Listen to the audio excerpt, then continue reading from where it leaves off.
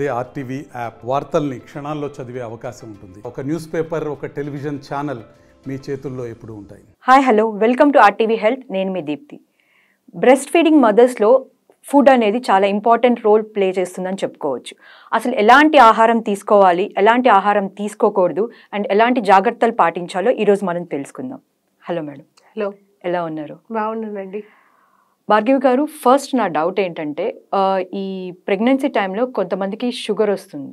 Sugar వచ్చినప్పుడు అది pregnancy తర్వాత పోతుంది అంటారు, కానీ కొంతమందిలో అలా ఉండిపోతుంది. సో బ్రెస్ట్ ఫీడ్ చేయాలన్నప్పుడు బేబీకి షుగర్ ఏమన్నా వస్తుందని డౌట్స్ ఉంటాయి కొంతమందికి. సో దాని గురించి మీరు ఏం చెప్తారు? అలాంటిదేం జరగదమ్మా. పిల్లలకి వస్తుందని అట్లా లేదు, సైంటిఫిక్ అప్రూవ్ ఏం లేదు. ఇప్పుడు మదర్ కి ఉన్నది పిల్లలకి వస్తుంది అని అంటే అది మేబీ ఫ్యూచర్ లో వాళ్ళ లైఫ్ స్టైల్ మీద డిపెండ్ అయి ఉంటది, కానీ మోస్ట్లీ అయితే రాదు. ఓకే, కొంతమందిలో మిత్స్ కూడా ఉంటూ ఉంటాయి, లైక్ నాన్ వెజ్ తినకూడదు అని. సో దాని గురించి మీరు ఏం చెప్తారు? నాన్ వెజ్ తినొద్దు అంటే ఫస్ట్ అండ్ ఫార్మోస్ట్ థింగ్ వాళ్ళకి ప్రోటీన్ ఎక్కడి నుంచి వస్తుందమ్మా. ఓకే, ప్రోటీన్ ఎక్కడి నుంచి వస్తుంది? ఇప్పుడు వెజిటేరియన్ అయితే మనకి బీన్స్ కానీ లెంటిల్స్ కానీ ఇవన్నిటి నుంచి వస్తుంది. మరి నాన్ వెజిటేరియన్ అయినప్పుడు ప్రోటీన్ శాతం వాళ్ళకి చాలా ఇంపార్టెంట్. అన్ని రకాల న్యూట్రిషన్స్ అనేవి చాలా ఇంపార్టెంట్. ఈ లాక్టేషన్ పీరియడ్ గురించి నేను చెప్పొద్దు, కానీ ఈ ఐ డోంట్ నో ఈ మాట మాట్లాడొచ్చో లేదో, పిచ్చి పిచ్చి పచ్చాలని చేపిస్తారమ్మా. పిచ్చి పిచ్చి పచ్చాలు ఎందుకు చేయిస్తారు నాకు తెలియక అడుగుతాను. ఈ చెత్త పచ్చాలని చేయడం వల్ల ఏం జరుగుతుందంటే తల్లి పూర్తిగా నీరసపడిపోతుంది. ఎందుకంటే డెలివరీ నుంచి వస్తారు, ఆ ముందు రోజంతా పాప హాస్పిటల్లో ఉంటుంది. హాస్పిటల్లో ఉండే ఒక బేబీని డెలివరీ చేసి పాపం అంత ఎన్బిఎంలో ఉంచుతారు. మనం ముందు డిస్కస్ చేసుకున్న దాంట్లో ఒక సర్జరీ అవుతోంది. సి సెక్షన్ మదర్స్కి ఏం జరుగుతుందంటే ఎన్బిఎంలో ఉంచుతారు. అంటే పొద్దున్నెప్పుడో 8 7 పెట్టేస్తారు హాస్పిటల్లో ఫుడ్. హాస్పిటల్లో ఆ టైంకి పెట్టిన ఫుడ్ దాదాపు తొందరగా అరిగిపోతుంది. ఆల్మోస్ట్ మీకు సర్జరీ ప్లాన్ చేస్తున్నారంటే ఇప్పుడు 1 o'clock మీకు సర్జరీ ఉందంటే ఆల్మోస్ట్ 4 to 5 hours బిఫోర్ నుంచే ఏమీ తిననివ్వరు, ఓన్లీ ఫ్లూయిడ్స్ మీదే ఉండాలి. అలాంటప్పుడు మదర్ చాలా నీరసపడుతుంది ఫుడ్ అనేది సరిగ్గా లేకపోవడం మూలంగా. సరే, సర్జరీ అయిన తర్వాత కూడా తాగనివ్వరు ఫుడ్, ప్రాపర్ ఫ్లూయిడ్ కూడా తీసుకోవడానికి వీల్లేదు. ఎందుకంటే ఏంటి మళ్ళీ సర్జరీ అయిన చోట ఇన్ఫెక్షన్ అవుతుందేమో అని డాక్టర్స్ డెఫినెట్ గా సజెస్ట్ చేస్తారు నో ఫ్లూయిడ్స్ అనేది. అట్లీస్ట్ 2 hours వరకు తీసుకోవద్దని చెప్తారు. 2 hours తర్వాత తీసుకోవచ్చు. ఫుడ్ కూడా సాలిడ్ ఫుడ్స్ తినకూడదు, ఓన్లీ లిక్విడ్స్ మీదనే ఉండాలి ఆ మదరు. అలాంటప్పుడు ఎంత నీరసపడుతుందో ఒక బాడీ మొత్తం.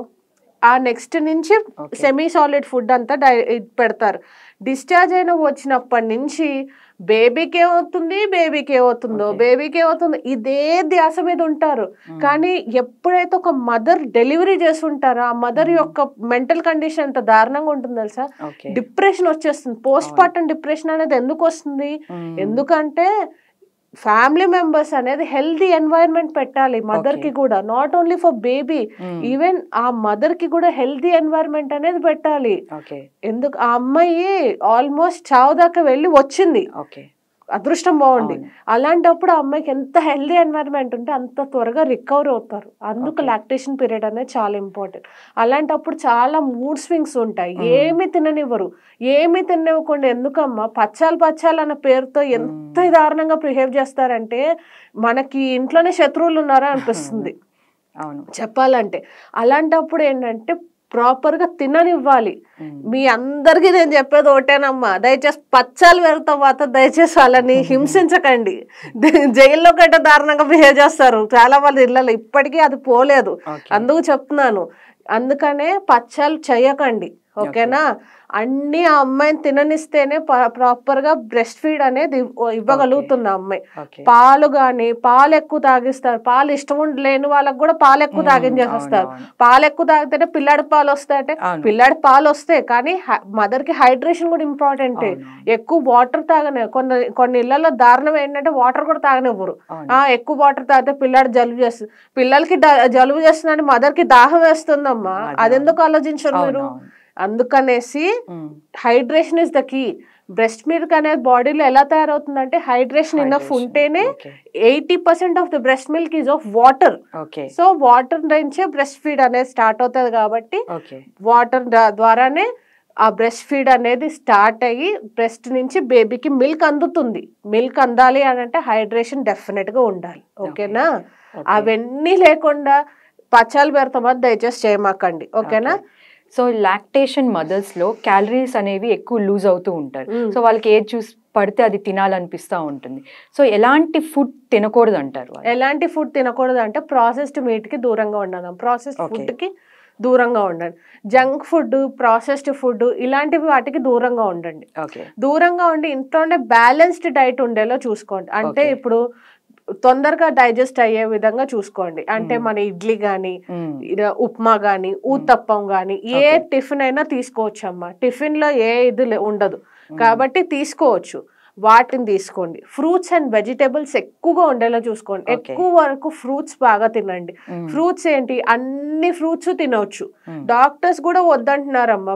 ఈ లాక్టేషన్ పీరియడ్ లో పచ్చాలు భర్త దయచేసి చేయమాకండమ్మా. సరిగ్గా ఫ్రూట్స్ అండ్ వెజిటేబుల్స్ తీసుకుంటేనే బేబీకి ఇనఫ్ న్యూట్రిషన్స్ కూడా వాళ్ళకి అందుతాయి బ్రెస్ట్ ఫీడ్ రూపంలో అని చెప్తున్నారు. కాబట్టి అన్ని ఫ్రూట్స్ తినండి. కొంతమందికి ఏంటంటే ఆరెంజ్ తింటే కూడా అది బేబీకి కోల్డ్ చేస్తున్నారు. పోనీ ఆరెంజ్ కి దూరంగా ఉండ, సిట్రిక్ ఫ్రూట్స్ కి దూరంగా ఉండి, బట్ రాదర్ దాన్ సిట్రిక్ అన్ని రకాల ఫ్రూట్స్ తీసుకోవచ్చు. If you like a Musk melon, have it. Fruit ని ఫ్రూట్ రూపంలోనే తీసుకోండి. అంటే అది అంటిల్ అండ్ అండర్స్ జ్యూస్ తాగాలి అని అనుకుంటే దాన్ని కొంచెం బత్తాయి రసం లాగా లేకపోతే నిమ్మరసం తీసుకోండి. కానీ వెరీ స్మాల్ క్వాంటిటీ, చాలా చిన్న గ్లాస్ తో తీసుకోండి. అది చేయండి. వాటితో పాటు పచ్చళ్ళకు మాత్రం కొంచెం దూరంగా ఉండాలి. ఊరగాయలకి వాటికి దూరంగా ఉండాలి. ఎందుకంటే అవి మళ్ళీ ఏంటంటే మళ్ళీ హైపర్ టెన్సివ్ అయ్యేందుకు అవకాశాలు ఉంటాయి మదర్. లాక్టేషన్ మదర్స్ ఎలాంటి జాగ్రత్తలు తీసుకుంటే మంచిదంటే? ఎలాంటి జాగ్రత్తలు తీసుకున్నామంటే బ్యాలెన్స్డ్ న్యూట్రిషన్ అనేది చాలా ఇంపార్టెంట్. ఫస్ట్ మనం మాట్లాడుకున్నట్టు. తర్వాత వెజిటేబుల్స్ ఎక్కువగా తీసుకోండి. రా వెజిటేబుల్స్ కాకుండా కుక్డ్ వెజిటేబుల్స్ ఎక్కువగా తీసుకోండి. తర్వాత దాల్ తీసుకోండి. దాల్ కూడా ఎనఫ్ ప్రోటీన్ అందిస్తుంది. ప్రోటీన్స్ అనేది ఇది నాన్ వెజ్ తినొద్దు అన్నట్టు మీరు అడిగారు. మరి ప్రోటీన్ కావాలి అంటే నాన్ వెజ్ తినాలి, but in a proper way. అంటే చికెన్ బ్రెస్ట్ కానీ, స్కిన్లెస్ చికెన్ కానీ, లేదంటే ఫిష్ కానీ, ఎగ్స్ ఇలాంటివి ఎక్కువగా హెల్ప్ఫుల్ అవుతాయి. ఓకేనా? Thank you ma'am, thank you so much. So చూసారు కదండి, లాక్టేషన్ మదర్స్లో ప్రోటీన్ డైట్ అలానే బ్యాలెన్స్ డైట్ అండ్ హైడ్రేషన్ అనేది చాలా ఇంపార్టెంట్ అని చెప్తున్నారు. ఇది ఇవాళ మన ఎపిసోడ్. మళ్ళీ మరో ఎపిసోడ్తో మేము ముందుంటాం. Thank you. మరిన్ని వీడియోస్ కోసం ఛానల్ ని సబ్స్క్రైబ్ చేయండి. లేటెస్ట్ అప్డేట్స్ కోసం వాట్సాప్ ఛానల్ ని ఫాలో చేయండి. అండ్ లింక్ డిస్క్రిప్షన్ లో ఉంది.